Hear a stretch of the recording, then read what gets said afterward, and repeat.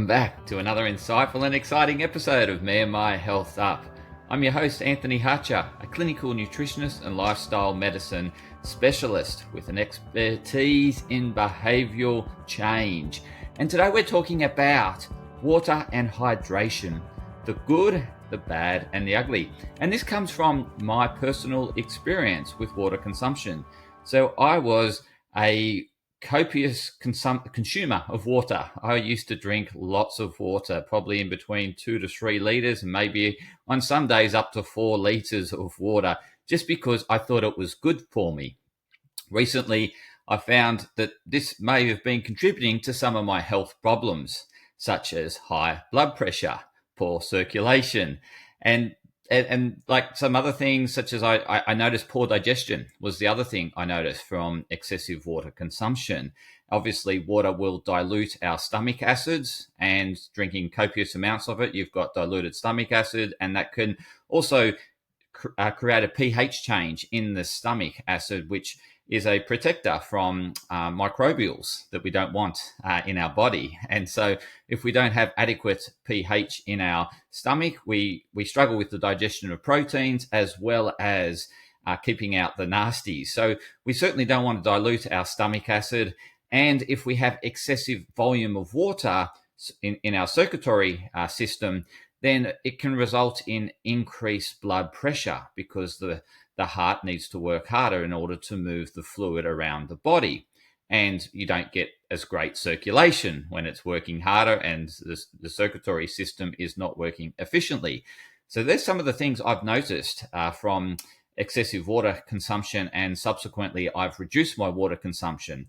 And then I thought, where does this come from? Is there a scientific proof that we need to drink 2 liters of water a day? And I found nothing of scientific literature to say we need, it's an arbitrary number that we need 2 liters of water a day. I've come across clients in my consulting that drink very little water, but there's no signs of dehydration in their body.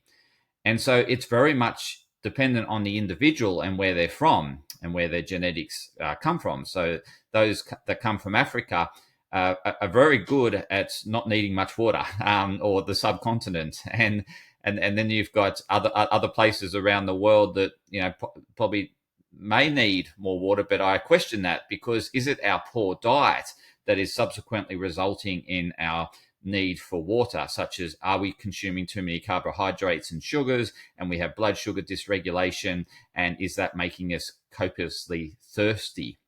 So that's the questions I propose, because I've changed my diet and I've reduced my carbohydrates and I consume more fat. And what I found through the study of metabolism is that we produce metabolic water. And the advantage of metabolic water is it doesn't contain deuterium. Deuterium is a heavy substance that really affects our energy production systems.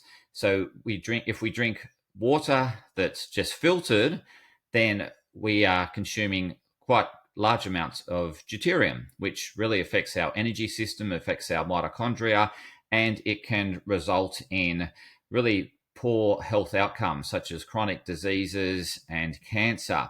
So we certainly don't want to be consuming excessive amounts of water, because we've only got the ability to remove so much deuterium from our body.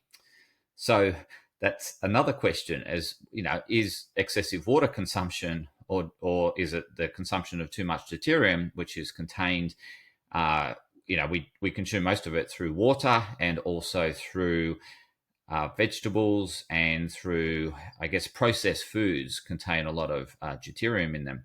So that's another question, or the ugly side of it. I mentioned the not so good side is poor digestion and the increased susceptibility to microbial infections. So we certainly don't want that as well, and we don't want increased blood pressure. The other concern that I have with consuming too much water is what I just mentioned around deuterium, because that, if it builds up in excess in our body, is quite toxic to our body, and that can result in inflammation. And is inflammation coupled with blood pressure causing more heart disease? Well, that's another question that's proposed through consuming excessive amounts of water. And the other concern is when you're consuming water and it's not good quality water, then you're taking in a lot of rubbish, such as if you're not drinking filtered water, then you are taking in a lot of rubbish that is in unfiltered water. So I thoroughly recommend, if you are drinking water, that you drink filtered water, but you don't drink copious amounts of it. How much should you drink? Well, base it based on your thirst. Okay, so if you're thirsty, then have a sip. Does that sip satisfy the thirst?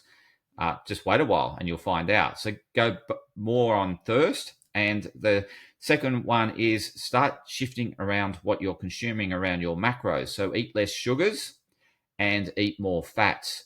We make more metabolic water through fat consumption. So if you become better at burning fat and being more metabolic have more metabolic flexibility, then you're going to produce more metabolic water. And that's what I found. I've been on this diet for probably a good 7, 8 months now. And I'm consuming a whole lot less water. So my water consumption's gone from 2 up to 4 liters a day down to less than 1 liter per day. And I'm running really well. And even when I'm exercising, I find I get less thirsty and I need less fluids, even when I'm exercising. And it's most likely because of this metabolic flexibility I've created through changing around my macros by eating more fat and less carbohydrates. So that's really served me well, and no doubt will serve you well in terms of creating some metabolic flexibility. I also create this metabolic flexibility through fasting. So that's really been of great service to me.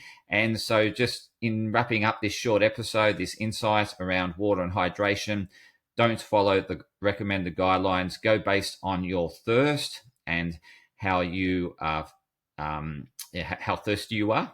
And then when you're consuming water, consume filtered water and drink it slowly. Don't drink it fast.